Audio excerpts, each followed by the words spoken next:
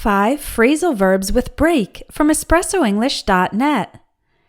Today you're going to learn the difference between break in, break out, break down, break up, and break through. Some of these phrasal verbs have multiple meanings. If you want to learn more than 500 phrasal verbs in the context of conversations, join my course, Phrasal Verbs in Conversation. Let's start with break in or break into. When someone enters a house or building illegally, often using force in order to steal something, we say they are breaking in or breaking into the place. For example, having an alarm system discourages people from breaking in. Someone broke into the museum and stole the painting. We can use the noun form, break in, to talk about the event in which someone illegally enters a house or building. For example, ever since the break-in last month, I've been afraid to spend the night home alone. We also use the phrasal verb break in when talking about using something new in order to make it more comfortable or familiar to use. For example, when you buy new shoes, the first few days you wear them, you are breaking them in, making the shoes adapt to your feet and getting used to wearing them. Now let's look at break out. We can use this phrasal verb when skin problems appear, especially a rash or pimples, which are small bumps, usually on your face. For example, after he touched the poisonous plant, a rash broke out all over his arms. My teenage daughter doesn't want to take any pictures because she's breaking out. This means she has pimples on her face. We can use the noun form break out to describe an instance of skin problems. For example, this cream will help clear up breakouts within 24 hours.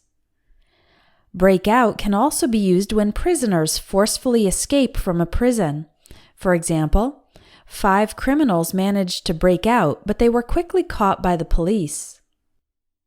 Informally, we also use break out to refer to making something ready and available to use. For example, we won the championship. Let's break out the champagne.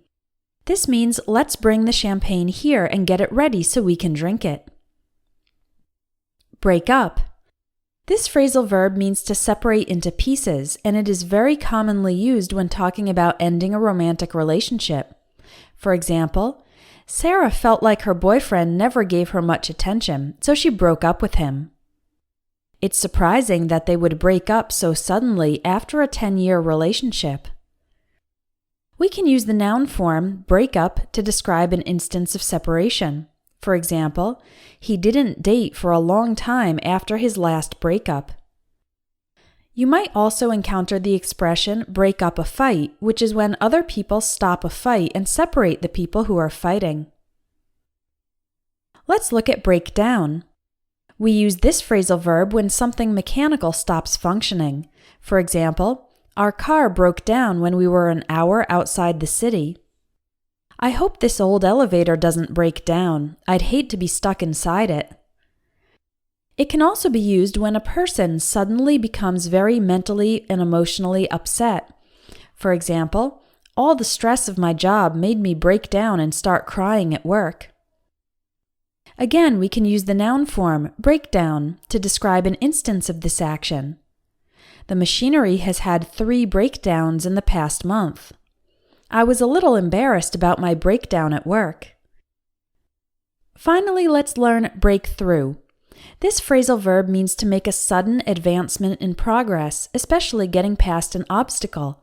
For example, my therapist suggested a few ways to break through my depression.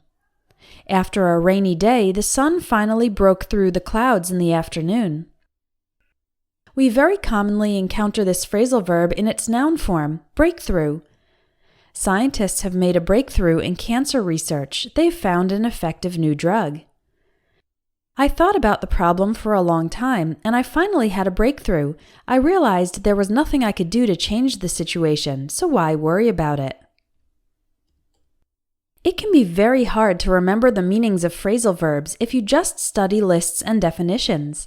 That's why in my lessons I always try to give you real examples of the phrasal verbs used in sentences.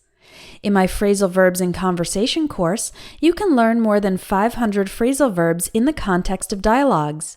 It's a fun and natural way to learn these essential elements of the English language.